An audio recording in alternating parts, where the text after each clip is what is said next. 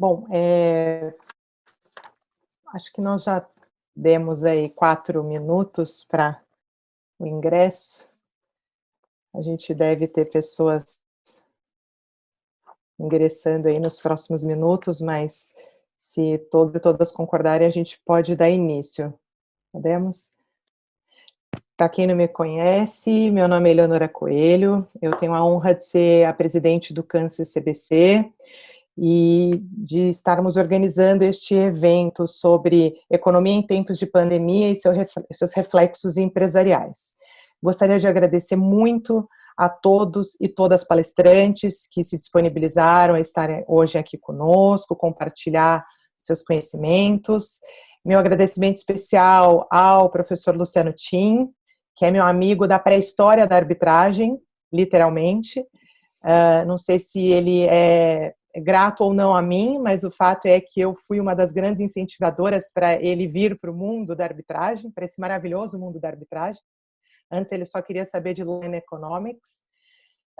Então é uma grande satisfação especial ter esse evento, um evento que trata de um assunto que consideramos muito importante. O Câncer CBC é pela interdisciplinariedade, pela análise holística das questões, e, portanto, é uma satisfação. Eu gostaria de contar para todos e para todas, em 2 minutos, um pouco do que nós temos feito desde que a pandemia se iniciou. Desde que se iniciou, nós emitimos resoluções e passamos a administrar os procedimentos de 100% de forma remota, para que, ao mesmo tempo que assegurássemos a segurança, a saúde de todos os partícipes da arbitragem, nossos funcionários, advogados, árbitros e árbitras, mas, ao mesmo tempo, a gente fizesse com que a economia continuasse circulando no nosso setor. E nós tivemos um imenso sucesso. O procedimento eletrônico tem funcionado extremamente bem. Desde que a pandemia se iniciou, nós tivemos 27 novos procedimentos arbitrais, já realizamos 30 audiências virtuais, e o valor médio desses procedimentos, só para que vocês tenham uma ideia, é de 100 milhões de reais, né? E as matérias que são abordadas nesses procedimentos são 26% construção e energia, 7% fornecimento de bens e serviços, societário 26%, contratos empresariais 22% e outros 19%. Né? Então, nesse espectro administrativo, nós temos feito essa missão de gerir, de conferir toda a segurança no âmbito de cibersegurança, para que as partes realizem esse procedimento de forma eletrônica, fizemos notas sobre condução de audiência e demos todas as ferramentas para que esses processos continuem andando. Do ponto de vista institucional, nós temos organizados esses webinars, como este, por exemplo. Nós convertemos patrocínios de grandes eventos ao Hospital das Clínicas, em São Paulo. Em todos os nossos webinars, nós estamos pedindo uma doação para alguma instituição eleita, diante da máxima de que não podemos ajudar a todos, mas todos podem ajudar alguém. Então, em gratidão a quem está aqui tendo o privilégio de ouvir as apresentações dos palestrantes, nós pedimos a doação para um instituto. Eu gostaria de pedir a gentileza para a Clara compartilhar a tela aqui, para eu contar para vocês rapidamente qual foi o instituto hoje escolhido para receber as doações. Esse instituto ele se chama Instituto Superação e temos, inclusive, uma relação afetiva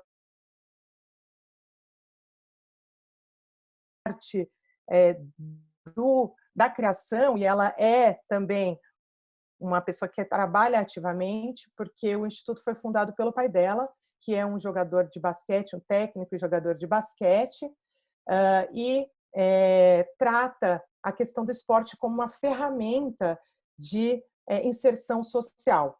E, portanto, eles têm 2 pilares. Por um lado, eles fazem treinamentos e campeonatos com alunos de escolas públicas, ensinando os valores do esporte, como superação, garra, espírito de time, e eles levam em consideração o desempenho escolar desses alunos também, para que eles participem desses jogos, desses treinamentos e campeonatos. Numa outra linha, eles treinam os professores de educação física das escolas públicas para serem técnicos. Nesse momento da pandemia, como nós sabemos, não está sendo possível essa realização dessas atividades esportivas e, portanto, o Instituto está recolhendo cestas básicas para estas comunidades em que os alunos estão inseridos e já tem feito um trabalho muito bacana. Então, recomendo aqui para quem puder realizar essas doações, qualquer valor seria importante. E eu gostaria de passar a palavra para o Luciano. Eu até comentei com os palestrantes, com as palestrantes, que a diversidade é algo muito caro para o câncer CBC, né? E eu vejo que a gente precisa realmente estudar como a economia influencia na decisão pela diversidade, né? Como a diversidade ela traz eficiência econômica. Então, eu até estava conversando com os nossos palestrantes hoje aqui, que é um assunto que me interessa muito, ter os fundamentos econômicos, porque no final do dia, os fundamentos econômicos eles são relevantes para todas as ações da nossa vida. Obrigada, Luciana, está com a palavra. Bom, Eleonora, obrigado pelo espaço para a gente discutir o tema da análise econômica do direito aplicado aos contratos. É claro que eu me lembro da minha entrada no mundo arbitral, dividíamos sala, né? Então ainda lembro do primeiro caso que entrou ao escritório, que você tocou, enfim, e que você de fato me convenceu que era um mercado. Como um gaúcho originado do positivismo argentino, tinha crenças de que o Estado é que sempre deteria a jurisdição. Mas, de fato, você tem todo esse crédito, entre outros. Mas veja que a própria opção aqui por um instituto, eu até fiquei aqui observando, né, como é que seria a escolha de um instituto diminui o custo de transação, porque aí a gente consegue saber que o recurso está sendo bem direcionado, que é o grande risco quando você faz doações. Então, foi eficiente, digamos assim, do ponto de vista essa tomada de decisão. Mas, é claro, além de meritocrática, do ponto de vista moral. Bom, cabe a mim apresentar brevemente os palestrantes. Nós temos conosco aqui a doutora Patrícia Oliveira, que está aqui por ter passado por Chicago, então é uma razão autoexplicativa, fez seu LLM lá, além, evidente, de uma trajetória de sucesso. Temos o professor Thomas Conte, atualmente no INSPER, é doutor pela Unicamp, com um trabalho sobre economia de guerra, e ele tem defendido que a situação atual é semelhante a uma situação de economia de guerra, então é bem interessante a gente estudar o que acontece do ponto de vista de tomada de decisões nesses cenários. A professora Luciana Yang, doutora também, professora do INSPER, coordenadora de um grupo de pesquisa em Direito e Economia. Até depois, Luciana, teu doutorado é GV, né? Na FGV. Fiquei em dúvida se você tinha estudado na USP, eu acho que o mestrado é na USP e o doutorado é na GV. Mas, enfim, são duas instituições de qualidade. E é a grande especialista do lado dos economistas, eu diria, em análise econômica do direito. A gente sempre publica em conjunto, né? É como os americanos fazem. Você tem normalmente um jurista e um economista. A Luciana é a grande especialista entre os economistas, sem prejuízo ao Thomas, mas o Thomas é mais jovem. Quem sabe, né, Thomas, um dia. E, por fim, mas não menos importante, professor Fernando Araújo, catedrático de Lisboa, grande referência em língua portuguesa no tema da análise econômica do direito e uma das grandes referências no mundo. Então, temos aqui pesos pesados acadêmicos para tratar do tema. Como eu mencionei inicialmente, e essas são as palavras do próprio Fernando Araújo, essa crise econômica, e ele deriva essa expressão, né? E aí os nossos economistas vão poder também dar o seu pitaco, né? Choques simétricos, né? Ou choques gêmeos, como chamou César Matos, que acabam atingindo todos os países de uma maneira mais ou menos parecida. Pode atingir, evidente, mais um, menos outro, tal, mas é difícil dizer que todos os países, ou é difícil negar que todos os países sofreram. E o Fernando Araújo traz isso para o campo dos contratos, para dizer que a situação pega os dois lados da relação contratual mais ou menos da mesma maneira. Você não pode dizer que, digamos, num contrato de locação, locador e locatário não foram afetados por essa crise, o que torna um pouco difícil trabalharmos com os remédios tradicionais do direito civil, que são de comercial de flexibilização, né? Porque normalmente a onerosidade excessiva é um choque assimétrico, né? Mas, enfim, cabem aos juristas fazer esses ajustes com o que a dogma. Bom dia, André, tudo bem? Temos aqui um bom dia do André Smil, conhecido advogado arbitralista. Mas pega os dois lados, como trabalhar com esses institutos.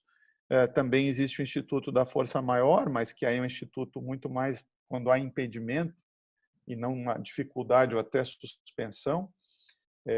A gente acompanhou muito esse choque simétrico nas relações de consumo. Talvez pela primeira vez pudéssemos falar até em vulnerabilidade bilateral, porque alguns mercados, alguns fornecedores estavam tão vulneráveis quanto os consumidores.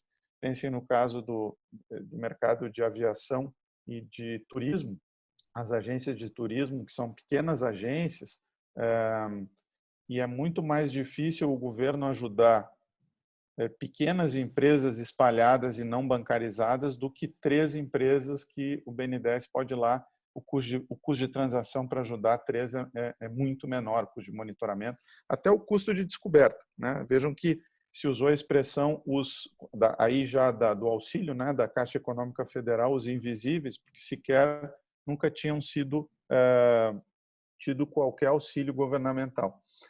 Muito bem, mas meu papel aqui não é de dar uma palestra, é só colocar a bola no centro do gramado e iniciar a partida. Então, comecemos. Passo para a Luciana, né? Bom dia a todos.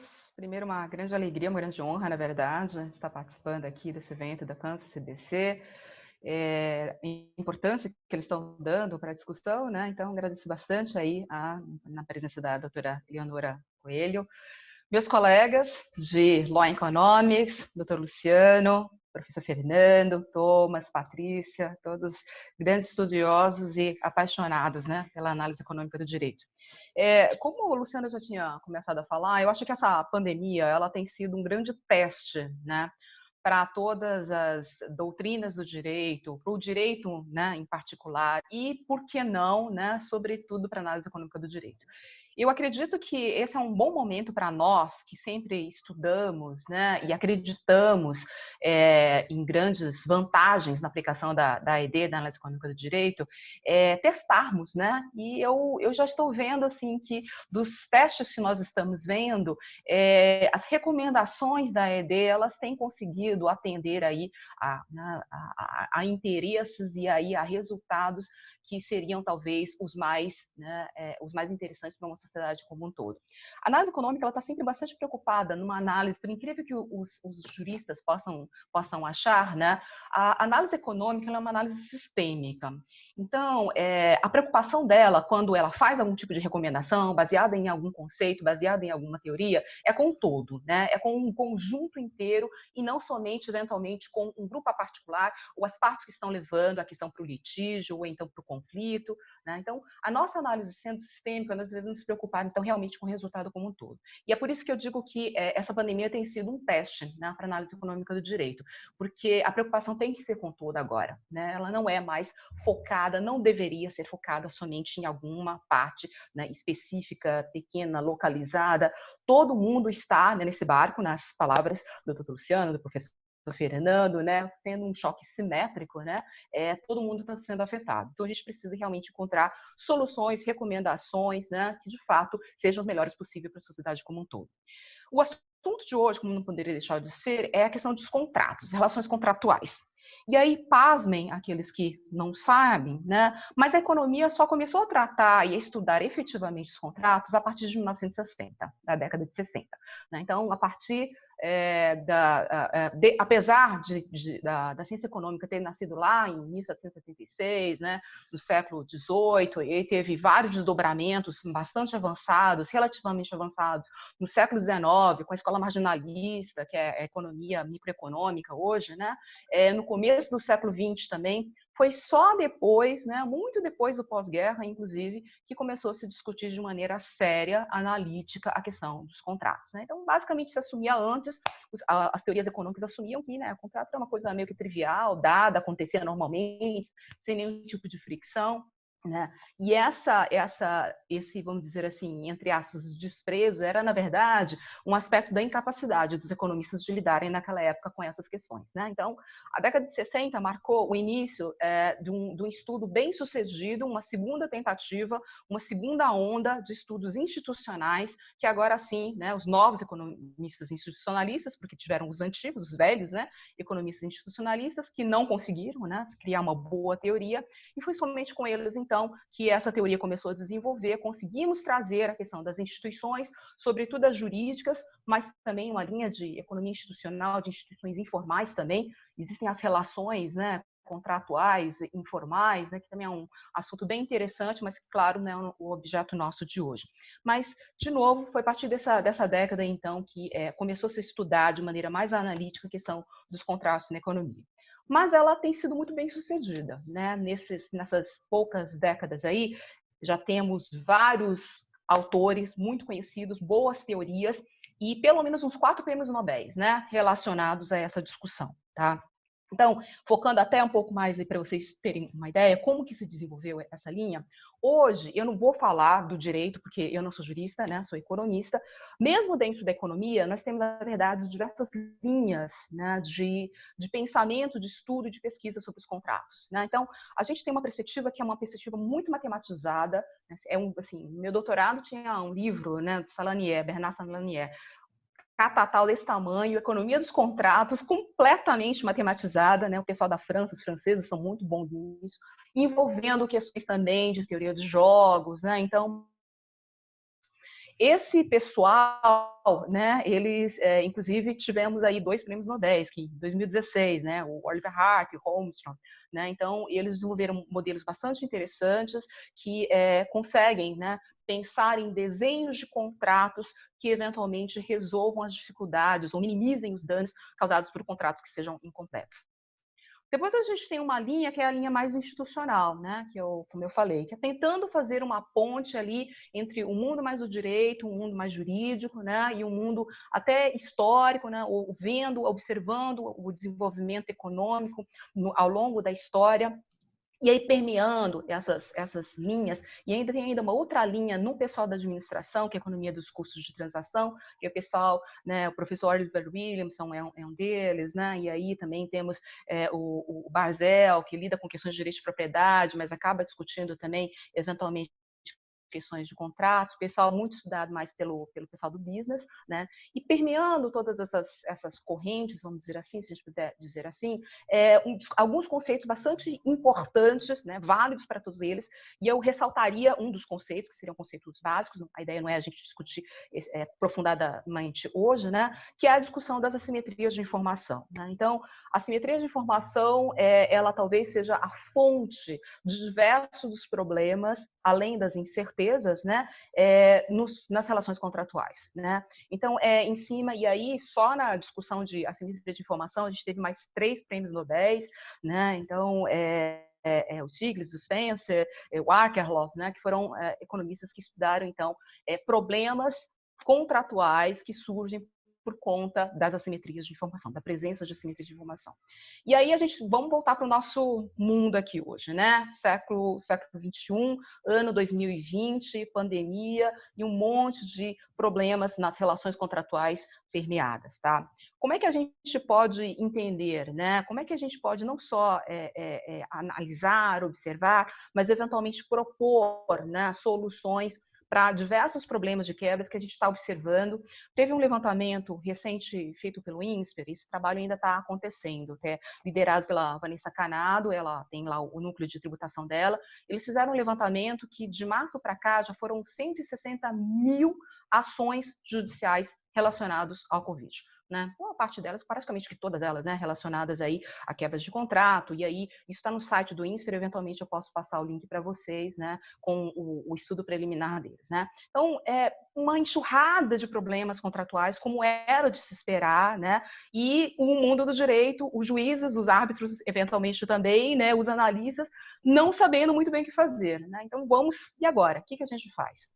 Nesses momentos, eu acho que vale, a minha fala vai ser curta, né, porque temos vários outros grandes palestrantes aqui hoje, e aí eu vou só pincelar um pouco, né? Vale a pena a gente voltar para os clássicos da economia dos contratos, né? Então, já mencionei alguns aqui, né, mas mencionaria os clássicos dos clássicos, né? Os primeiros dessa discussão toda, que começaram justamente lá na década de 60. Douglas North e Ronald Coase, né? Certamente todos já devem ter ouvido falar, mas eu estava falando então do Douglas North, né? Então acho que só para lembrar um pouco as discussões do Douglas North, um dos primeiros institucionalistas, né? E aí tem uma citação que eu gosto sempre de citar, que o Douglas North atribuiu, né, um ambiente institucional de cumprimento de garantias de contrato como sendo a fonte mais importante da prosperidade dos países, né? Ao contrário, na citação dele dizia que os países que não conseguem garantir o cumprimento de contratos, né, ter um ambiente em que esses contratos eles sejam, né, respeitados, cumpridos, isso é o que leva historicamente à pobreza, ao subdesenvolvimento e até mesmo nos dias atuais. Tá? E, por fim, só para finalizar aqui a minha participação, Ronald Coase, como não podia deixar de ser, o pai de todos nós, né, na análise econômica do direito, o famoso teorema dele, em que ele dizia, né, se as partes puderem negociar de maneira cooperativa, eles vão automaticamente chegar ao melhor resultado, né? Porque é muito difícil para um juiz, sobretudo, talvez na arbitragem isso melhore, né, com ter uma proximidade maior com o cliente, mas a justiça entender os detalhes do conflito, né, daquela relação contratual, é uma dificuldade muito grande, né? Não tem como, né? E se houver algum incentivo, algum mecanismo em que as partes consigam efetivamente ter essa negociação, né, de maneira cooperativa, o resultado vai ser garantido. Em caso contrário, se isso não é possível, como a gente sabe que infelizmente no mundo real ele não é, né? O tomador de decisão, seja o juiz, seja o magistrado, seja a legislação que vai ser criada, seja eventualmente uma decisão arbitral, ela tem que se focar nos benefícios e nas perdas que vão ser criadas eventualmente dessas decisões. Toda decisão vai gerar algum tipo de ganho, algum tipo de perda, né? Cabe, numa visão coasiana, normativa, tentar minimizar essas perdas e, quando possível, incentivar a negociação. E aí, então, só para finalizar, todos os clássicos seriam muito fáceis de ser digeridos num ambiente em que o mundo está tranquilo, né? Então, de novo, esse é o momento da gente testar todas as teorias e os conceitos da análise econômica dos contratos. Então, convido todos aí, sobretudo aqueles que têm a interação no mundo real, a efetivamente trazer esses conceitos, né, para a resolução dos problemas que nós estamos nos defrontando. Muito obrigada. Obrigada, Luciana, pela apresentação do tema, um cardápio sobre o qual a gente vai ainda voltar aqui e discutir. De fato, são os autores clássicos e por isso a gente deve começar por eles. E tem também, para quem está nos acompanhando, uma dissertação de mestrado da Cláudia Cristofani, que é juíza, né? Lá em Lisboa, justamente, sobre assimetria de informações e tomada de decisão. Porque na arbitragem a gente sempre diz que a chance de uma decisão melhor é maior porque você reduz a assimetria de informações entre o tomador de decisão, que é o árbitro, e as partes, porque o árbitro não esteve na negociação, né? Então, como a instrução é mais longa, como a possibilidade de produzir prova e produzir argumentos é maior, e o árbitro normalmente já está inserido no mercado que ele vai decidir, a chance de erro na tomada de decisão é menor. Eu até tenho dito que para aqueles que achavam que a arbitragem era cara, eu já escrevi que do ponto de vista econômico não é, pode ser contábil, mas, né, economicamente ela não é cara, mas ela vai se pagar agora na pandemia, justamente por essa maior amplitude de redução de assimetria informacional para tomar decisão e até não intervir nos contratos de modo um pouco apressado, como aqui ou ali algum juiz já fez, né? Porque é difícil, em 10 minutos, o cara tomar uma decisão que vai interferir, gerar perda, né, sem mensurar. Então, bom, situado aqui o tema, passo ao professor Thomas, por favor. Você está no mudo, Tomás. O problema inverso do anterior. Justo. Obrigado, Luciano. Então, bom dia a todos. Uma honra estar aqui. Leonora, agradeço o convite na Campus CBC. Luciano, Fernando, Luciana, Patrícia, uma honra estar aqui. Bom, o que eu planejei para falar em 10 minutinhos? Eu queria trazer um pouco da experiência internacional a respeito do que fazer em alguns problemas contratuais. Então, o tema em si dos contratos, ao contrário da Luciana, que estuda eles com bastante profundidade, o meu conhecimento do tema é bastante por estar atuando na área de Law and Economics, mas como tema de pesquisa em si não é muito do meu objeto de estudo. Mas a parte de desenvolvimento, essa importância dos custos de transação para o desenvolvimento, a questão das instituições, isso eu tenho interesse maior. Então, tentei trazer um pouco dessa experiência e das atividades que eu estou fazendo de pesquisa a respeito da situação do coronavírus no Brasil e no mundo. Então, bom, se a gente quer fazer uma comparação internacional sobre isso, ou tentar se valer de alguma experiência internacional a respeito, a gente se depara com um primeiro desafio, que é um desafio empírico. Os sistemas jurídicos são muito diferentes uns dos outros, e o que a gente pode usar de comum entre as maçãs com laranjas e, na verdade, não tem nenhuma base comum ali que permita a gente olhar para essas diferentes experiências e tentar trazer um aprendizado. Então, esse é o primeiro desafio da literatura empírica, que tenta olhar para esse problema dos custos de transação, segurança jurídica e como que as instituições lidam melhor ou pior com isso. Então, uma forma que é adotada internacionalmente, pelo menos desde 2003, quando foi feito um projeto que chamou Lex Mundi, que é um projeto de comparação de sistemas jurídicos, com o nível de formalismo, o nível de demora de diferentes sistemas, o nível de segurança que eles trazem para os contratos e a velocidade que eles resolvem problemas, olhando para duas questões, basicamente. A parte de coleta de cheques, né, que é algo que está ficando em desuso, mas o cheque sem fundo, como que a justiça lida com isso quando a pessoa tem esse problema, que é um problema comum a todos os países, e a questão das ordens de despejo. Então, se você tem um contrato, né, de um proprietário e um locatário, seja ele de um morador, seja ele de uma empresa, como que você lida com uma ordem de despejo? A pessoa não pagou e precisa ser tirada da propriedade. É um problema que é comum a todos os países e a forma de resolver é relativamente similar. Precisa, em geral, envolve a justiça ou alguma outra forma de resolver esse conflito para ser feito o pagamento, mas se chegar no nível do despejo, vai precisar usar as forças aí judiciais e às vezes e até policiais para retirar a pessoa da propriedade. Então esse é um critério de comparação que é usado. Como o problema é similar em todo lugar, quais será que são os sistemas jurídicos e países que lidam com isso mais rápido? Provavelmente são os que têm custos de transação menores e que conseguem dar uma segurança jurídica maior para os contratos. E países que demoram mais vão ter uma insegurança jurídica maior nesses contratos. Então, esse é um método que é adotado internacionalmente para facilitar essa comparação. É um problema relativamente comum e a gente pode comparar coisas similares. Então, bom, na situação do coronavírus, então uma forma da gente tentar entender como que diferentes países estão respondendo e tentar avaliar nossas teorias sobre isso é olhar, eu optei por trazer um pouco da experiência internacional sobre ordens de despejo e problemas no contrato de aluguel, seja ele empresarial, seja ele de moradia. E o que a teoria diria sobre isso? Bom, no geral, a gente tem um problema significativo. O que a gente vê na maior parte dos países buscando essa experiência internacional é que eles têm adotado algum tipo de medida que impede as ordens de despejo.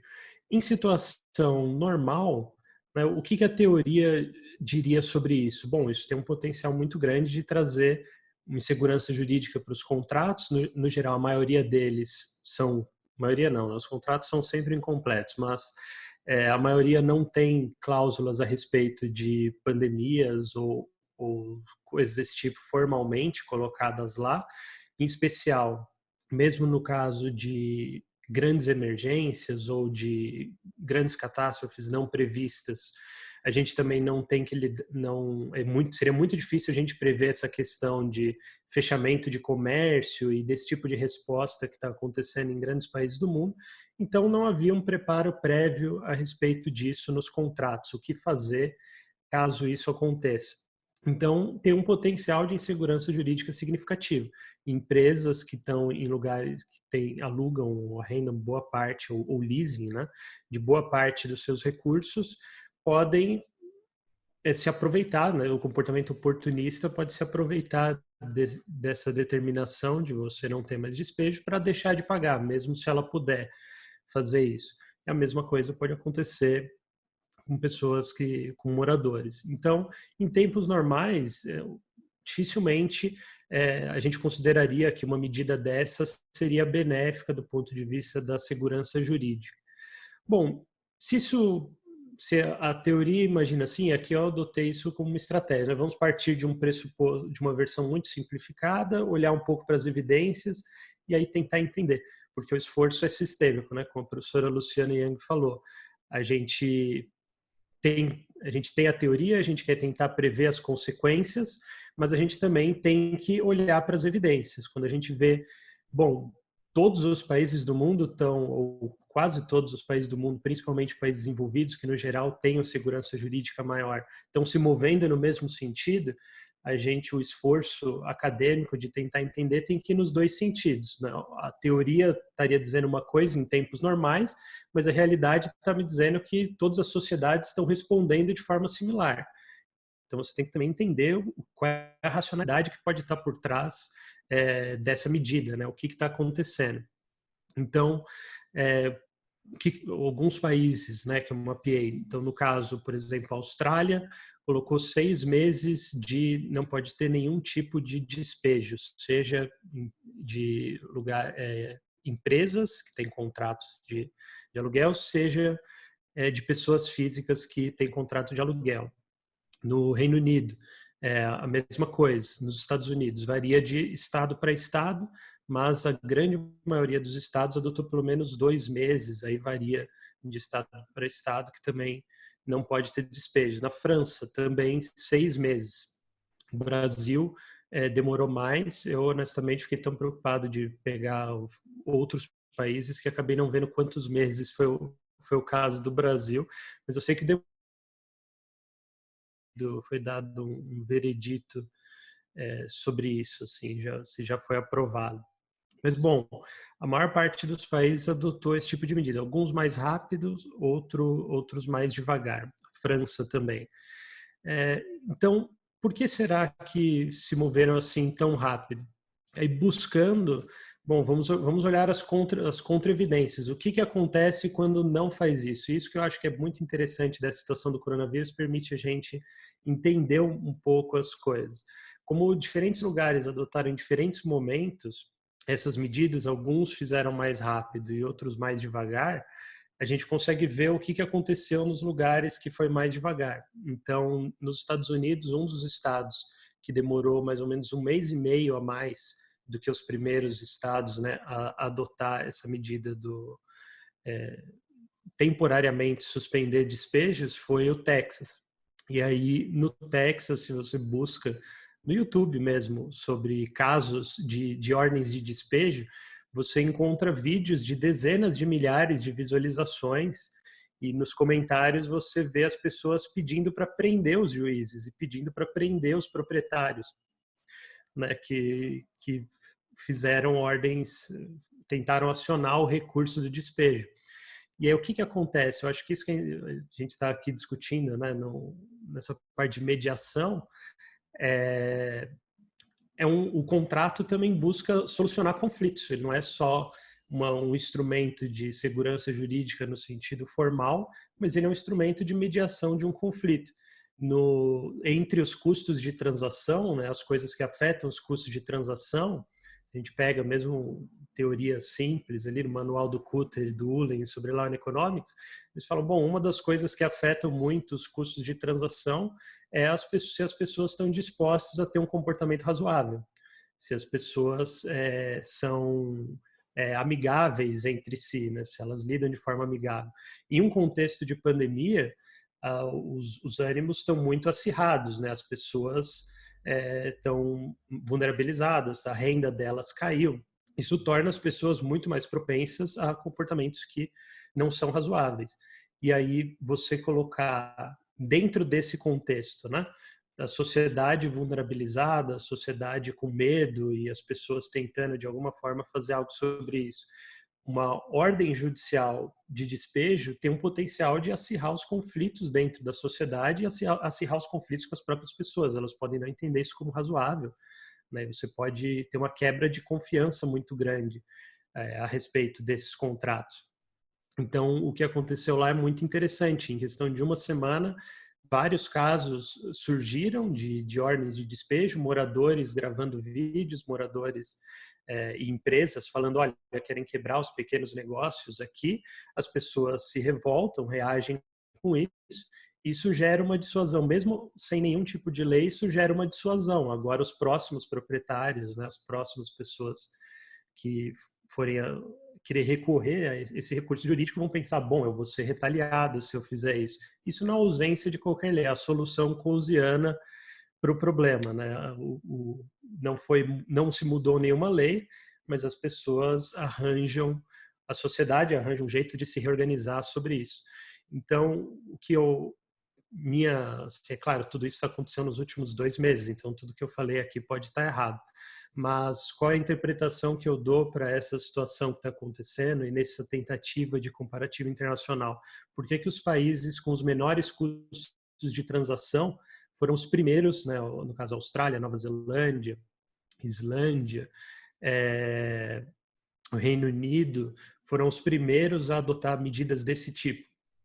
Em grande medida porque, na minha interpretação, se eles não fizessem isso, como o sistema deles é ágil, o sistema deles funciona e a ordem seria executada, né? Então aconteceria o despejo, que é diferente do caso brasileiro, por exemplo, onde leva mais de meio ano para que se execute alguma ordem dessa. Com a queda da renda das pessoas, muitos pedidos sendo feitos ao mesmo tempo, em questão de semanas, em 1 ou 2 semanas, já estariam acontecendo essas ordens, teria um potencial de conflito muito grande.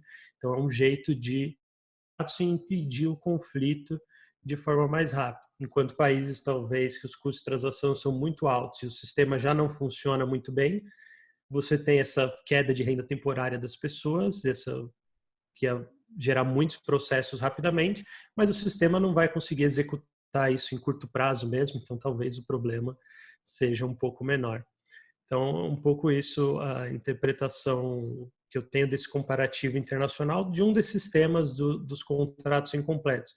Países que a justiça funciona muito mais rápido e tem um nível de confiança social maior, eles podem adotar esses institutos visando minimizar conflitos também de forma mais eficiente do que países que os custos de transação são altos e o sistema judiciário já não funcionaria tão bem de toda forma. Acho que é isso. Obrigado, Thomas.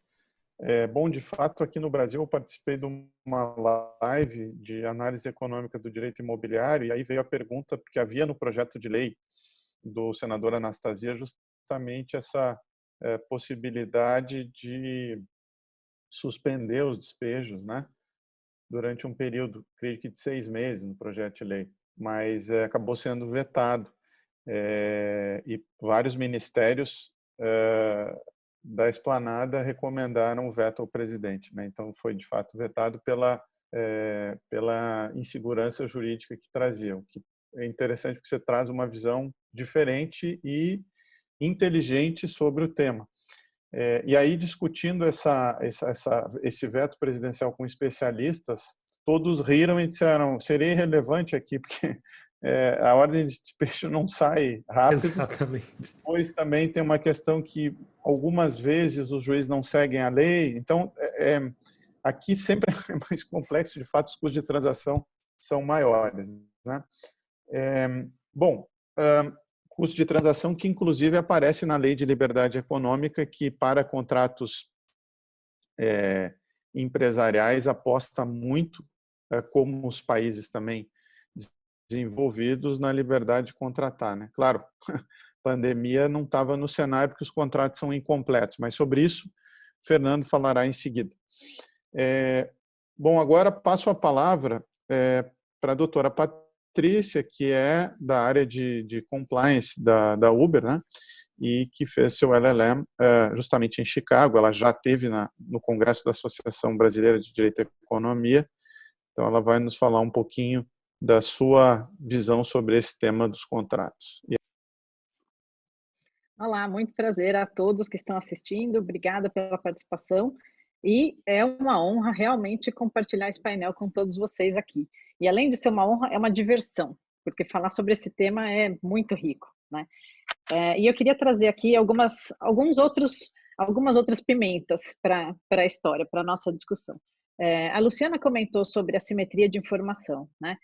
E, de fato, quando a gente está começando a negociar um contrato, cada uma das partes dá um valor para aquele bem ou para aquele serviço que está sendo negociado. Necessariamente, uma das partes dá um valor maior do que a outra parte, e aí, com isso, se gera um excedente econômico, ou seja, as partes fecham o contrato porque isso gera mais ganho para a sociedade. Uma pessoa que valoriza mais um bem ou um serviço, em detrimento da outra que valoriza mais menos. Então, o Luciano, no livro dele, inclusive, fala muito bem sobre isso, o direito contratual brasileiro, dá boas dicas sobre isso.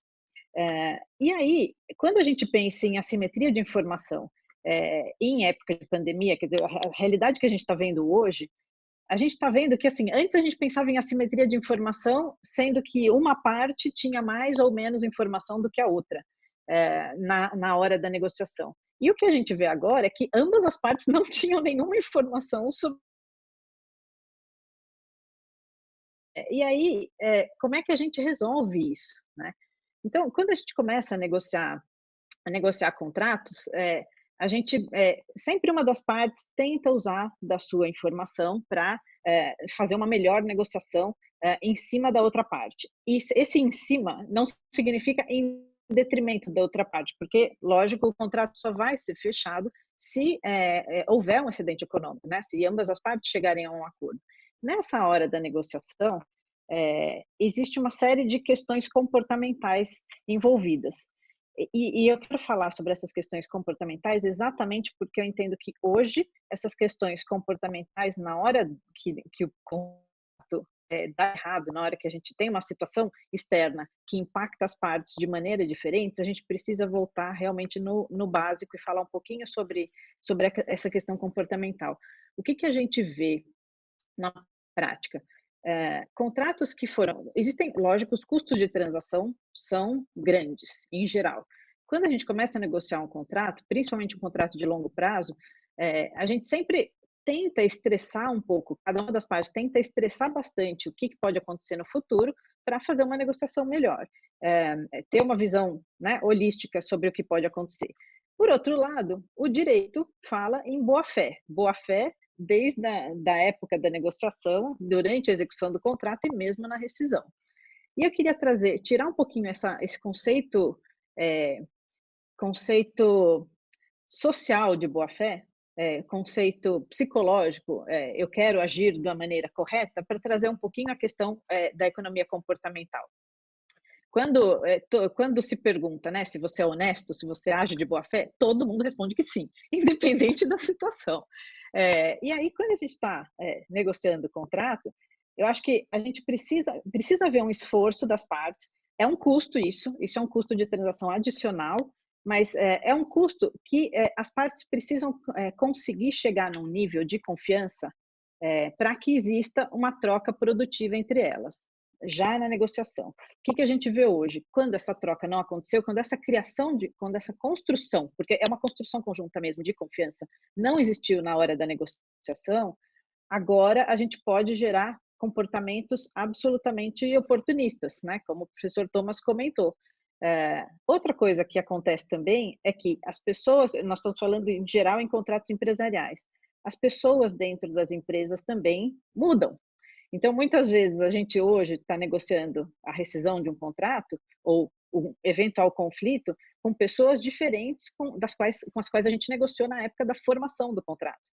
Só que eu sempre falo que as empresas vão e as pessoas ficam, né? Esses relacionamentos, o que eu vejo é que assim, essa criação, essa construção de confiança e de bom relacionamento com respeito à diversidade, até como a Eleonora comentou no começo, isso se prova hoje, nessa época em que a situação mudou completamente para todo mundo e impactou as partes de maneira completamente diferente, né? Aumentou as desigualdades, acho que ficaram mais afloradas hoje em dia.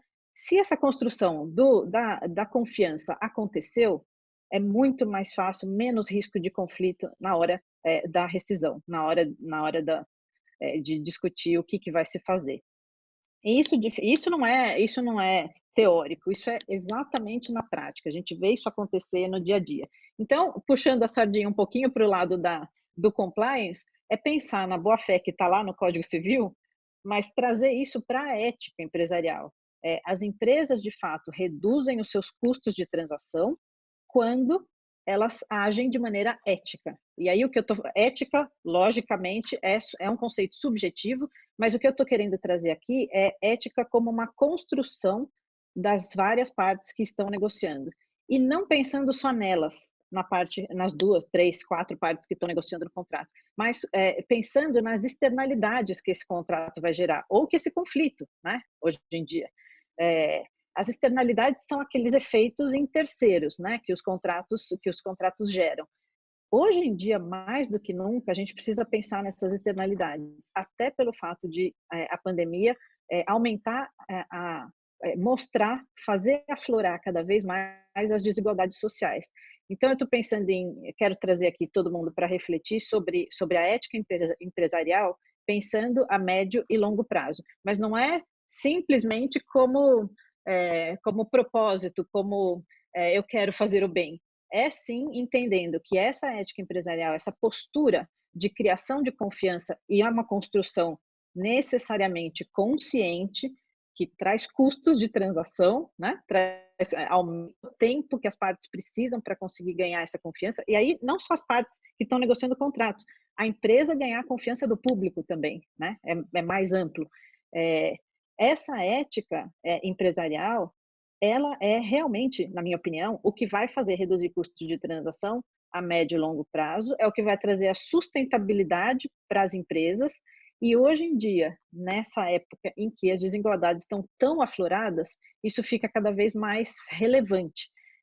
E aí, quando a maneira como as partes lidam na hora do conflito, mostra exatamente quem as empresas e as pessoas que têm essa preocupação em mente e aquelas que não têm. A gente está vendo como as empresas reagem de maneira absolutamente diferente, né? Então, o comportamento oportunista, nesse caso, ele faz demonstrar exatamente que a empresa não está agindo dessa forma. E isso traz uma série de custos e traz repercussões negativas também. Então, que mais? Deixa eu ver se eu tenho algum ponto aqui que eu deixei de comentar. Eu falei das externalidades, que eu acho que esse é o momento da gente discutir isso. E falando sobre o seu ponto da questão Thomas, das regulamentações, né, ou das legislações que estão sendo passadas, se elas são feitas da maneira adequada, com estudos por trás, pensando na economia comportamental, elas vão também fazer aumentar essa percepção das partes de que é muito mais custoso o conflito do que uma negociação, ainda que seja uma negociação ruim para todo mundo, né? Ainda que aquela opa, aquelas externalidades todas geradas e aquele excedente econômico gerado, pensado no começo do contrato, ainda que isso seja diminuído, né?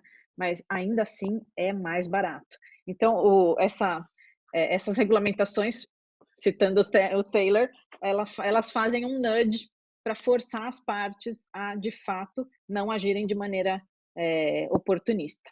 Então, paro por aqui e depois a gente continua a conversa. Luciana, você me permite fazer só Sim, claro, por favor.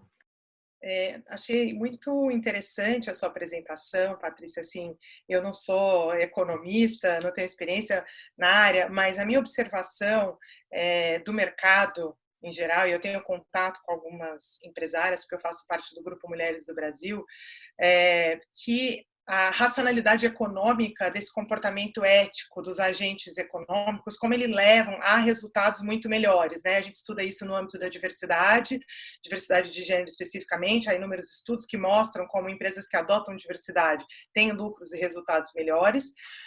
E agora, nesse momento da pandemia que você está trazendo, que eu acho muito interessante, a forma de lidar, né, uma forma de não lidar oportunista, também trago como exemplo o Magazine Luiza, que é a empresa da líder Luiza Trajano, que optou por ter um approach ético, né? Não vamos demitir ninguém, uma empresa de varejo, e criar soluções eficientes no momento. Então, criar uma base lá, um marketplace para que pequenos produtores e comerciantes pudessem vender seus negócios. Então, assim, foi a empresa que mais valorizou na pandemia. Chegou a valer 100 bilhões agora na pandemia. Então, pegando um exemplo prático e concreto agora de quem é observadora dos agentes econômicos, né, como essa sua colocação faz muito sentido à luz do que a gente tem observado. E deve haver vários outros exemplos, né? Eu só cito um aqui que eu conheço.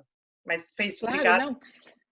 Eu que agradeço o exemplo, porque o exemplo é ótimo. E eu só queria acrescentar aqui que uma decisão ética para um pode não ser considerada ética para outro.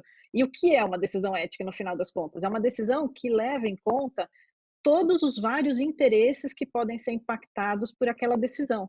Então, muitas vezes, uma decisão a decisão ética pode ser discutida, né? Se de fato é uma decisão ética ou não. O importante, e isso os grandes professores de Harvard têm falado cada vez mais, eu estou citando Harvard porque foi o último curso que eu fiz, mas tem vários professores de várias universidades, aqui no Brasil inclusive, falando justamente isso, que uma decisão ética é aquela em que é uma decisão pensada, então é uma decisão que necessariamente toma um pouco mais de tempo para ser tomada, porque as pessoas precisam raciocinar sobre o que estão fazendo, na onda contrária à correria do mercado, né? A decisão necessariamente rápida.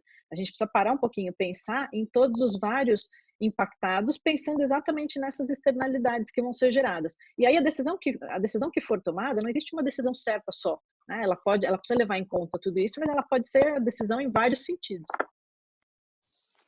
Bem, ou seja, se me permite, Patrícia, uma ética pragmática, né? E não uma ética no campo kantiano do dever ser, porque aí a gente corre o risco de cada um ter o seu dever ser. Exatamente. E se a gente não for pragmático, e eu venho defendendo o pragmatismo jurídico há muito tempo, na linha do Posner e outros, e aí algumas pessoas acham que isso é ser antiético. Não, é uma teoria moral sofisticada, né, e fico contente que você a propõe aqui, porque tá até em linha com, eu escrevi um artigo, se alguém se interessar, no Jota, sobre a neurociência, né, e justamente o risco todo da gente discutir moralidade em cima do sistema rápido, né, das convicções tribais, é que você julgue como imoral quem pensa diferente. Então, se você propuser uma discussão moral sobre aborto, né, um liberal vai achar uma coisa, o conservador outra, e a chance de você chegar sem dados, né, sem apelar, digamos assim, para o sistema lento, para o sistema 2, de pensar em consequências, levando todos os interesses a sério, é muito grande. E a gente vive justamente nesse momento dessa exacerbação dos extremismos, né, tribais, inclusive. Mas, nessa linha do Green, né, então, quem se interessar, vi que eu só falo isso porque você falou de nudging, né, que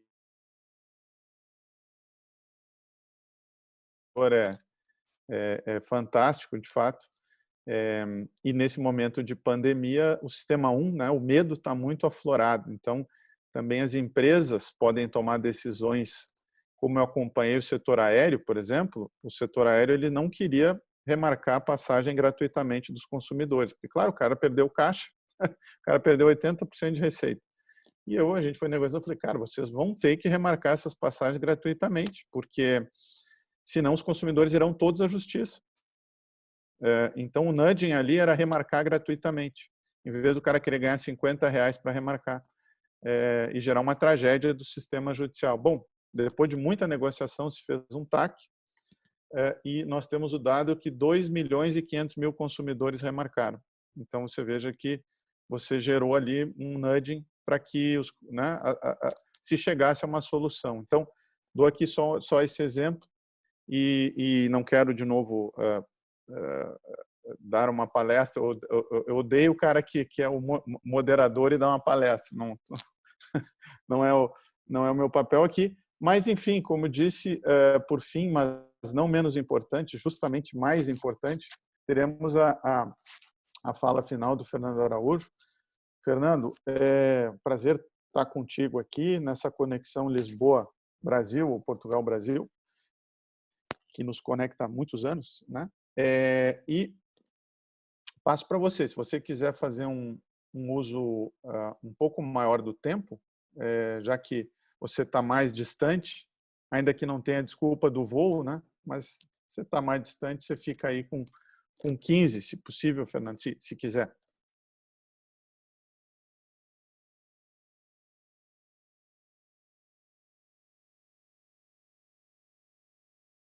Perdemos o Fernando? Acho que deu um freeze, bem na hora que ia falar. Estão a me ouvir? Sim. Muito bem. Estão a me ouvir, sim? Sim. É que realmente houve aqui um freeze, mas eu queria começar por agradecer a possibilidade de estar aqui nesta companhia tão distinta, com 3 velhos colegas que eu considero praticamente cúmplices, e saudar particularmente a doutora Patrícia, que eu não conhecia, e a doutora Eleonora, que eu já não via também há uns tempos. Eu ouvi com muita atenção aqueles que me precederam e fiquei com a convicção de que pouco teria a acrescentar, salvo, eventualmente, 1 ou 2 notas que se prendem até com o tema geral do nosso webinar. Continuam a ouvir-me? Sim, Fernando. A tela congelou, mas o áudio está bom. Pronto. Mas então, dizia eu que, como nós estamos a falar aqui da economia em tempo de pandemia, reflexos empresariais, eu acho que um dos primeiros pontos a destacar é que, vou então tirar só a câmara, como foi sugerido, e os seus reflexos empresariais. Uma das primeiras questões que eventualmente teremos que pensar é que a pandemia, de facto, é uma surpresa no meio empresarial e é uma surpresa que leva a muitas reações inesperadas, isto é, a muitas reações que não incorporavam essa possibilidade. O que depõe muito já, desde logo, a favor do conceito de contrato incompleto, visto que o contrato incompleto, a figura de contrato incompleto, nasce precisamente e os resultados de um contrato, especialmente a onerosidade de um contrato para as partes envolvidas na relação contratual, pode estar criticamente sujeito a variações de contingências, ou seja, a situações que existindo podem deixar de existir ou situações que, não existindo, podem vir a ocorrer. Foi claramente o caso da pandemia que veio, e eu no outro dia desenvolvi um pouco essa ideia, pelos vistos o professor Luciano gostou, a ideia de um choque simétrico. Ou seja, nos contratos incompletos, as duas partes vieram-se a confrontar com uma situação que as atinge a ambas, sobretudo de um ponto de vista estratégico.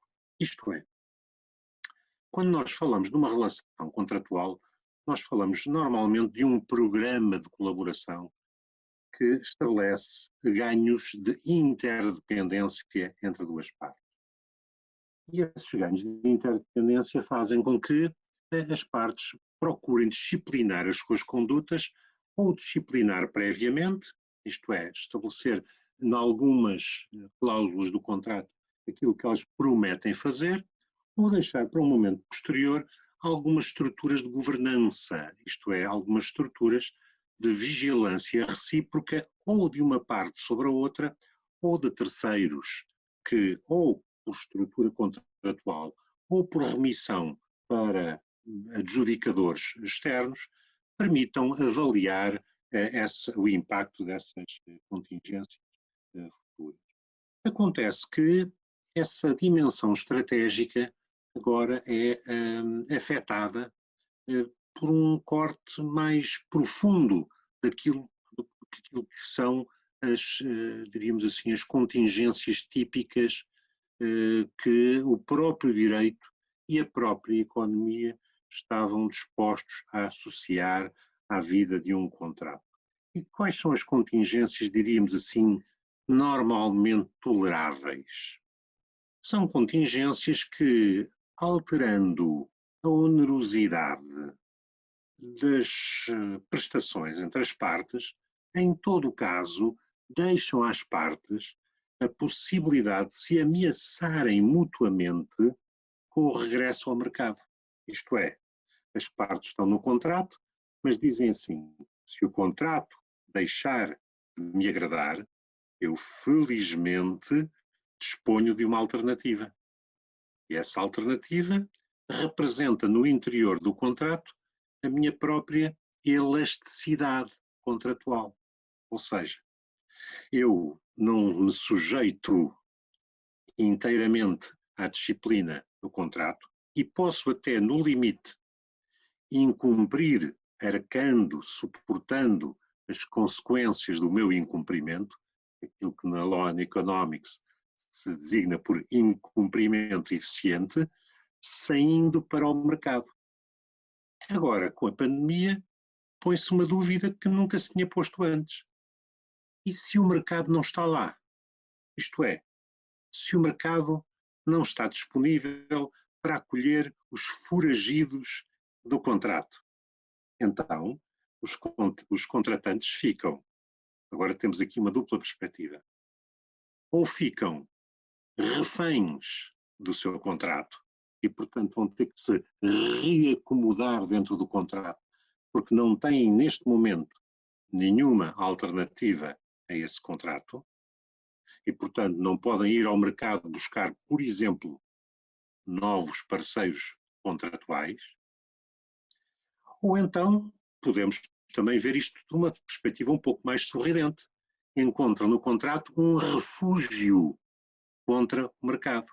Isto é, o mercado está em colapso, está numa turbulência que pode permitir espirais de morte, espirais destrutivas, mas felizmente as partes ainda podem contar com alguma flexibilidade contratual para irem adiando o impacto que o não contrato, isto é, que o regresso ao mercado, poderá provocar neles. E, portanto, nós diríamos que, neste momento, estes contratos incompletos estão a desempenhar uma função nova, uma função que não estava prevista.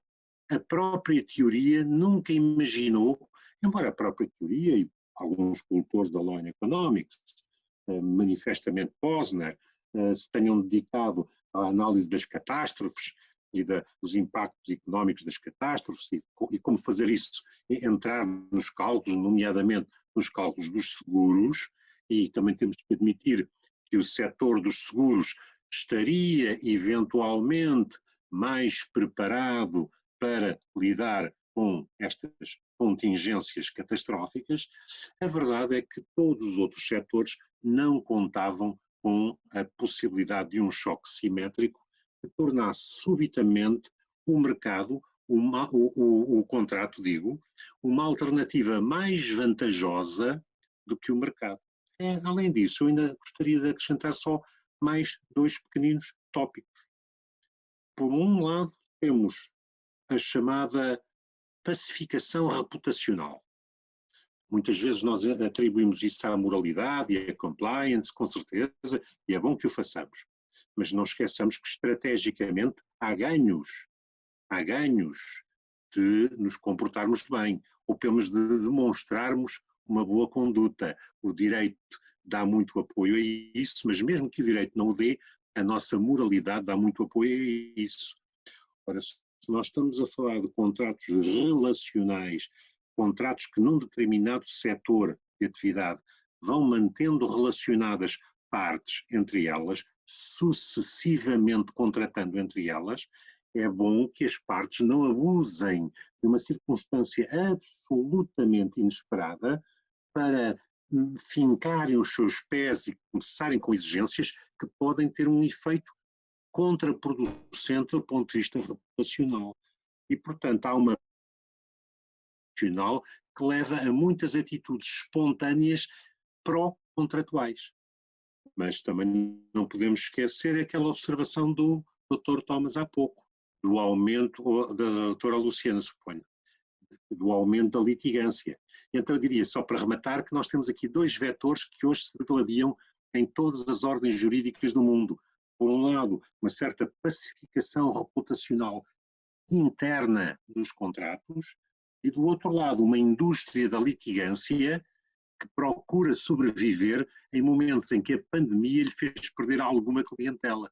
E, portanto, diríamos que hoje as empresas espontaneamente cumpririam melhor os seus contratos incompletos e se apegariam mais às formas intracontratuais de composição de interesses, mas há uma indústria de litigância que tem que assegurar as suas rendas e, por isso, fomenta alguma litigância. E, para já, seriam as minhas observações. Lamento que alguma turbulência nas comunicações possa ter prejudicado a minha intervenção. Não prejudicou em nada, Fernando. Agora, curiosamente, na lei de Murphy, você está aparecendo perfeitamente bem.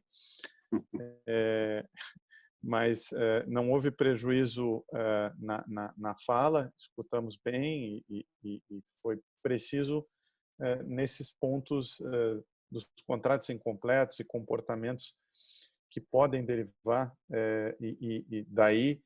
E a indústria da litigância, ela é mais florescente no Brasil do que em qualquer outro país do mundo, né? Eu estava discutindo Exatamente. O tema da judicialização do setor aéreo e o Brasil é um caso único, assim, que acaba que, segundo os relatos, as empresas estrangeiras que fazem negócios aqui acabam tendo 80% dos seus processos no Brasil, sendo que nem 5% dos voos são aqui. Né? No fundo, nós acabamos criando um sistema que fazia sentido pós-Constituição, né, de muito acesso à justiça, por razões óbvias, né? E aí criamos um sistema judicial que é o juizado especial, né, de pequenas causas, absolutamente gratuito para quem litiga, mas não para o contribuinte, porque o juiz recebe, os advogados recebem. Então nós geramos uma indústria que aí é muito difícil, quem estuda análise econômica, né, muito difícil você romper, porque você tirar algo é difícil, mais difícil do que, né? A gente sabe da economia comportamental, como dizia o Gustavo Araújo, o Gustavo Franco, que toda vez que você tenta privatizar alguma coisa, quem vai ser favorável não vai para a rua, mas quem está lá na Petrobras, seja lá onde for, Brás que for, vai botar fogo nas ruas, né? Vai incendiar tudo. Então a turma do não faz muito mais força que a turma do sim. Mas Muito bem, então aqui nós temos Eleonora, como é que é o padrão? A gente abre para um debate? Como é que você quer fazer? Sim, normalmente vai até 11h30, então há mais 15 minutinhos para quem quiser no chat fazer perguntas, ou se houver perguntas também sua para os painelistas, enfim, eu não sei se... Acho que já há perguntas aqui, eu estava vendo aqui no chat, você olhou? Tem aqui, como Olhei equilibrar aqui. posições Sim. contratuais geralmente econômicas quando a partidas são diferentes ou desequilibradas. Bom, eu acho que aí parte do princípio que tem que reequilibrar, né? Eu quero dar a minha visão, pelo menos, e aí é um debate. Os civilistas brasileiros, muitos defendem, do ponto de vista dogmático, que existe um princípio que eu não li em lugar nenhum, que é o princípio da continuidade dos contratos. Foi uma construção a partir da boa-fé, mas não está escrito em lugar nenhum. Eu não comungo dessa visão, digamos assim, dogmática.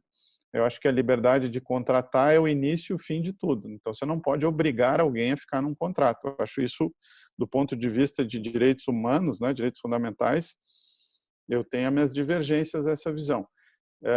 Porque, na verdade, se faz uma leitura ali do 478, 479, né?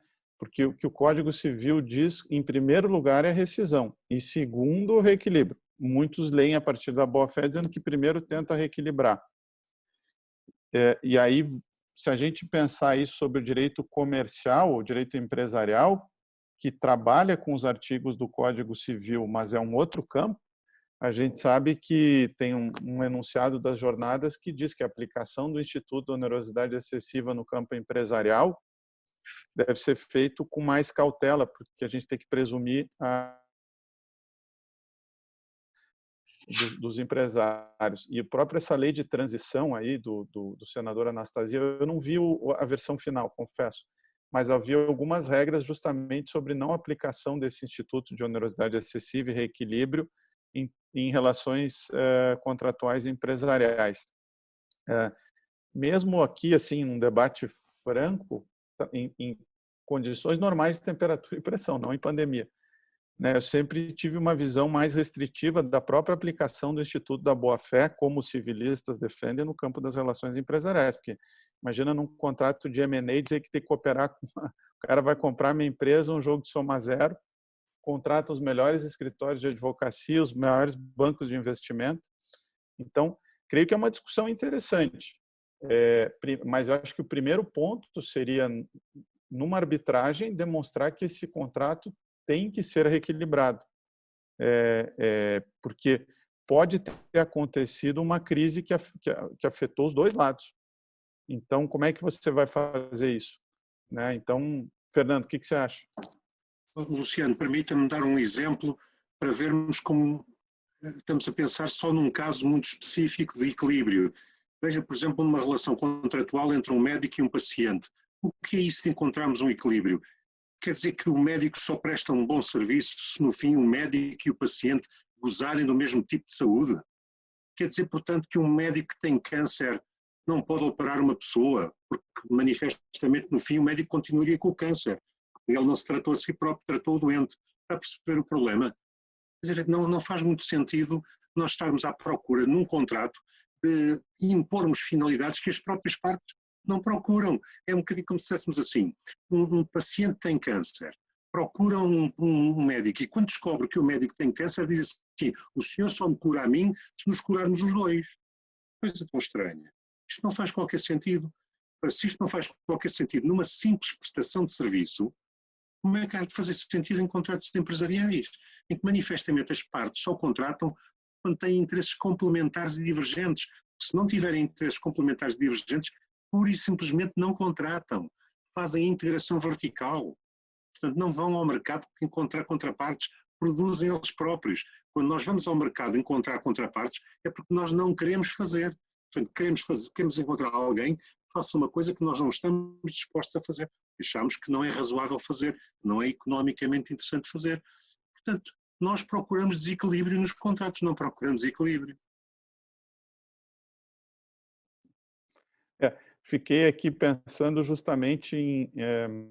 a gente acompanhou algumas decisões judiciais que determinaram as escolas privadas, intervindo nos contratos, a obrigação de concessão de desconto linear de 30%. Ora, tem um estudo do Departamento de Economia do CAD que as escolas menores não vão sobreviver a um desconto linear, só vão sobreviver as grandes. Aí você vai gerar um problema de concentração econômica ali na frente. Então, a intervenção no contrato com pouca informação, o risco de gerar uma decisão ruim é muito grande. Então, agora, claro, quem já participou de mediações, por exemplo, em que você tem duas partes sofisticadas, normalmente uma está sentada em cima da cláusula contratual que é literal e que lhe beneficia, e a outra de boa fé ou por necessidade, que é um reequilíbrio. Só que aí o cara da empresa, e aí muitas vezes a área de compliance, diz o seguinte: mas como é que eu vou mexer um contrato que está bom para mim para piorar a minha posição? Como é que eu justifico isso para o acionista? Quem já teve essa experiência, claro, agora eu estou do outro lado, né? Assim, numa situação de pandemia, mas, Patrícia, como é que você de compliance justifica mexer num contrato que piora a posição da empresa? Luciano, posso complementar a tua pergunta? Você está no mudo, Eleonora. Agora já saí. Só queria complementar a pergunta, já que você fez uma pergunta para a Patrícia, ver a visão da empresa, e aproveitando o privilégio de estar aqui entre pessoas que entendem muito da área e sendo de arbitragem, como as empresas veem a arbitragem e a mediação como uma ferramenta, como o próprio Luciano já havia dito, um instrumento justamente em que haveria uma menor interferência ou uma solução que não gere esse problema que a gente está tratando. Vocês veem a arbitragem, talvez até menos, mas a mediação também como ferramentas úteis nesse momento? A resposta bem de advogado é depende. E eu vou explicar. De fato, eu acho que, Luciano, foi uma ótima provocação a sua de área de compliance querendo simplesmente manter aquela cláusula contratual. Eu acho que tem muita área que faz isso, embora eu não concorde pessoalmente. Eu acho que depende, sim, Eleonora, fazendo a ponte com a tua pergunta, justamente de qual objetivo que a empresa quer atingir. O que eu tenho visto nos meus anos, desde que eu voltei de Chicago, porque eu fiz Chicago logo depois da faculdade, né? E eu lembrei da teoria do efficient breach of contract, e quando eu estudei isso lá, eu falava, meu Deus, só como pode ser melhor para a sociedade quebrar um contrato? E que é alguma coisa contraintuitiva quando você estuda direito no Brasil, né? Mas me convenceu, a teoria de fato me convenceu. E o que eu tenho visto ao longo desses anos, dessas décadas de experiência, é justamente isso, que a arbitragem e os meios alternativos, né, eles trazem muitos ganhos quando as partes, de fato, estão abertas a isso, né? Estão abertas a essa discussão, estão abertas a querer construir um relacionamento mais de longo prazo, querer pensar em questões reputacionais mais para frente, não só entre elas, mas e se as partes se uma das partes vê uma possibilidade ali, então, se uma das partes tem uma cláusula contratual que lhe favorece e queira usar essa cláusula para se locupletar, é o comportamento oportunista aí. Então, de fato, eu vejo a arbitragem, sempre fui uma grande defensora, quando eu fiz Mackenzie, o professor Carmona parou a aula de processo para ensinar, porque tinha acabado de passar a lei de arbitragem naquela época, foi um privilégio isso. Ele ficou 6 meses dando arbitragem para a gente. E aí eu juntei isso com todos os aprendizados de Law and Economics e dessa visão muito pragmática do direito, que eu gosto muito, justamente para mostrar que a arbitragem e os métodos alternativos são um grande redutor de custo, mas desde que as partes de fato estejam abertas a isso, a discutir profundamente as questões e não só na superfície. Mas, Patrícia e colegas, na minha antiga experiência, né?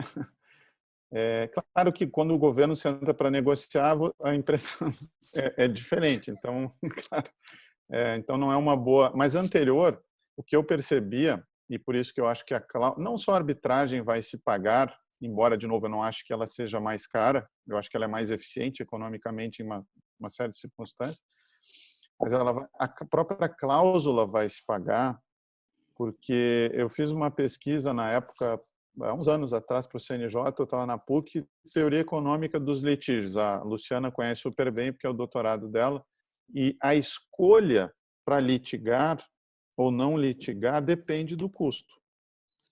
Existem fatores, claro, cognitivos, né? O excesso de otimismo, o medo, o desespero até da pandemia, mas também o custo, o cardápio, né? Na hora de escolher um vinho, você olha quanto é que custa, senão todo mundo tomaria o melhor vinho, né? Então, a restrição orçamentária, o preço sempre é uma restrição a tomar de decisão.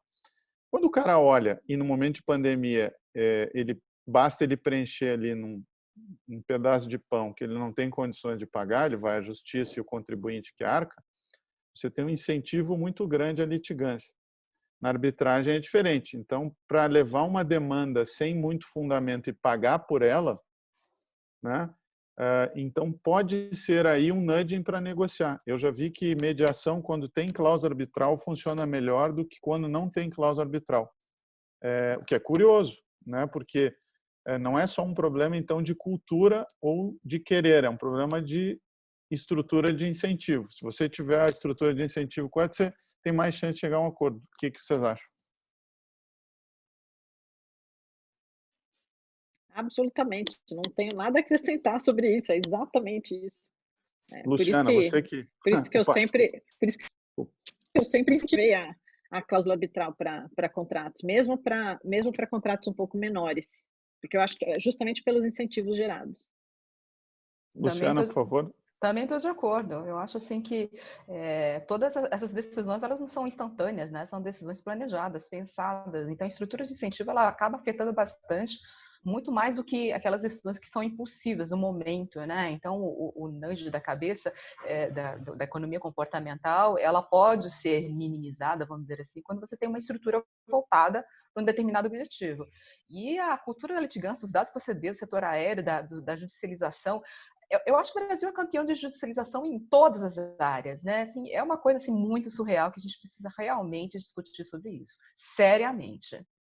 Luciana, a gente tem um incentivo econômico no Câncer CBC, 100% de desconto na taxa de mediação, se depois vir arbitragem, ou seja, é um incentivo para você realmente passar pela mediação. Muito legal, hein? Perfeito. Poxa, essa eu não sabia. E tem 100% antes, e se você interromper a sua arbitragem, fizer uma mediação, a gente tem 50% de desconto. Olha, esse perdão do telefone é como um clichê da pandemia, tocou a campainha, o telefone bem na hora que estava na coisa. É o clichê da pandemia, né? O telefone toca, o cachorro late. Sim, eu tive que atender ali, vocês não viram, eu tive que botar o cara que veio trazer lenha aqui, mas Tem mais uma pergunta, não sei se você viu, Luciano. Sim, vi aqui. Aqui, sim, em termos econômicos, pode-se afirmar que a preservação da empresa precede uma suposta preservação dos contratos. Posso responder? Vou responder Claro. rápido. Depende, né? Não necessariamente. Então, a primeira coisa que eu falei de uma perspectiva de análise econômica é que a análise ela é sistêmica, né? Então, na verdade, o que a gente tem que avaliar quais que são os benefícios diretos e as externalidades, né? Os benefícios indiretos gerados com a preservação da empresa e quais que são aqueles que são gerados com a preservação do contrato, né?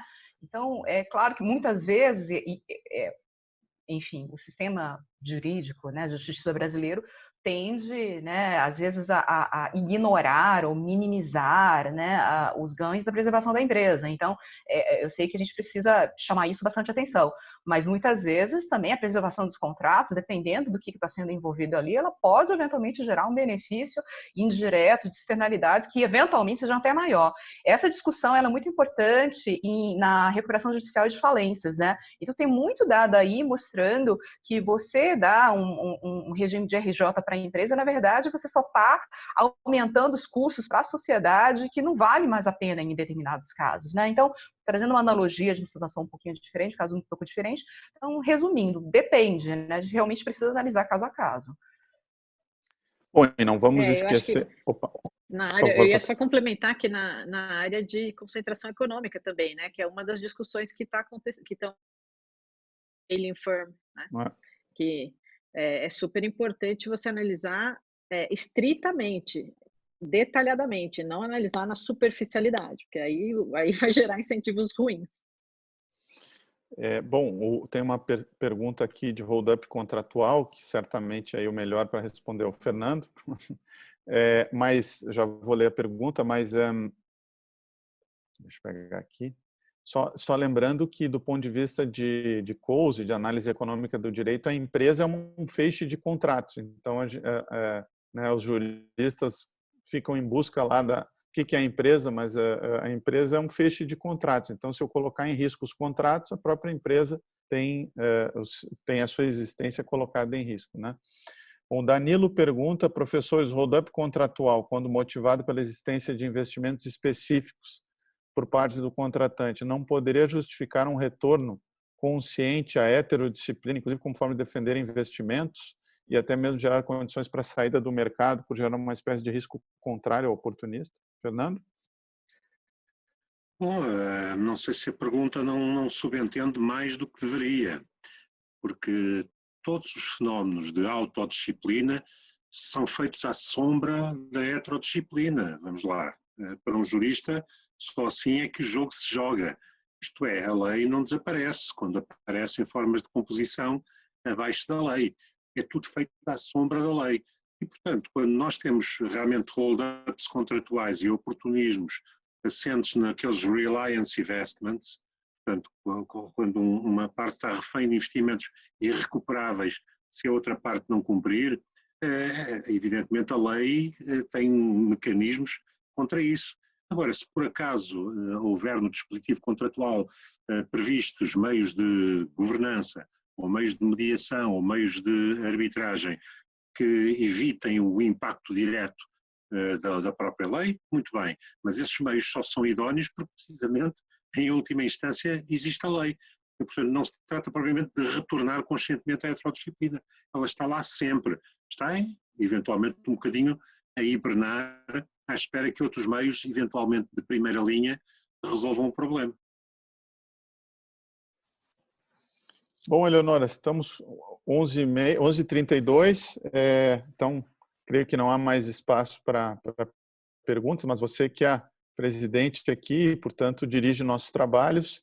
Eu só gostaria de, no final, para não esquecer, faz algum tempo que eu defendo que a discussão de política pública seja baseada em evidências, né? E esse diálogo com a economia, os economistas nos trazem os dados para a gente fazer a política pública, então, baseada em evidências, né? Eu lembro que, no início da pandemia, o sistema 1, vamos dizer assim, das pessoas, queria tabelamento de preço de produtos que seriam alegadamente, que eram essenciais, máscara, álcool e gel. E eu disse que enquanto eu estivesse na Senacom, disse para o time, né, não vai ter tabelamento de preço, isso não deu certo em lugar nenhum do mundo. Nem sempre você fazer política pública significa dar às pessoas o que elas querem. Talvez aqui, se a gente tivesse mais tempo, eu gostaria de ouvir o Thomas, porque o Thomas parece que deu a entender que quando as pessoas querem, é bom, né? Mas justamente pode não ser, né? As pessoas podem, naquele momento, as pessoas talvez, na média, quisessem uma intervenção no mercado tabelando preço. E não foi o que foi feito. E agora ninguém mais fala em abuso de preço de álcool e gel, etc., porque, no fundo, a solução ali dada foi desregular. A Anvisa permitiu a produção do álcool líquido de 70%, a Anvisa permitiu a produção de máscara artesanal, você deu uma solução de mercado e que está, enfim, gerou talvez efeitos melhores. Já a Argentina aqui tabelou tudo, né? Os preços, enfim. E aí a gente sabe o que acontece. Quem passou pelo tsunami fiscal do Sarney, né, sabe o que isso significa. Então, mas a gente não vai ter tempo, mas eu queria dizer que esse diálogo com os economistas e tudo que a gente está vendo no debate sobre política pública sanitária, como que os médicos trabalham com evidências, com testagem, É isso que poderia ficar uma lição para nós juristas. Eu acho que o direito é o último dos castelos que não admite, digamos assim, estatística, etc., e discussão de evidência. Então, ainda muito preso em dogmas, mas podem não ser suficientes, né? Então, Eleonora, você como presidente, passo aí a bola para você, que coordena nossos trabalhos. Agradeço esse espaço do principal disparado, todo mundo sabe, mas assim, o Fernando Araújo sendo um estrangeiro, né? O CCBC, em termos de pesquisa de opinião pública, é o grande centro de arbitragem, possivelmente da América Latina. Vejo aqui os cumprimentos do nosso professor Santolin, lá da Federal. Vi que o professor da PUC do Paraná, peraí que eu vi rapidamente aqui, cadê? O Oxandro. Bom, mas aí a Anvisa autorizou mais multa. Bom, isso é Brasil, meu chapa. Foi brincadeira que eu conheço o Oxandro. Isso aqui, Brasil é para profissionais, né? Não é... Não, tá surpreendendo os profissionais, tá conseguindo superar a expectativa dos mais profissionais, né? Mas, bom, o que eu tenho a agradecer, sinceramente, às palestrantes, aos palestrantes, ao Luciano e a todos e todas que estiveram aqui conosco. Acho que o debate foi extremamente profícuo, tenho recebido aí vários comentários. Essa troca é muito importante para nós e nós estaremos sempre à disposição e abertos a esses debates. Desejo a saúde a todos e a todos, se possível ficar em casa até as coisas melhorarem aqui no nosso país. Sei que em Portugal as coisas já estão um pouco melhores. Leonora, viu? Você tem que só ler ali, ó. Disse a Giovana, simplesmente o melhor é binar. Olha lá, viu? Tá vendo? Você sempre que fazer essa interdisciplinariedade.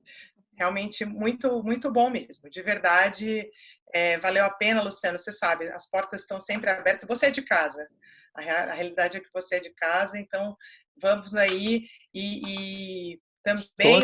Estou ansiando pela volta aos gramados, mas estou ansiando. Tá bom, gente. Muito obrigada. Fiquem bem. Obrigada. Tchau. Obrigada a todos. Obrigada, tchau, tchau.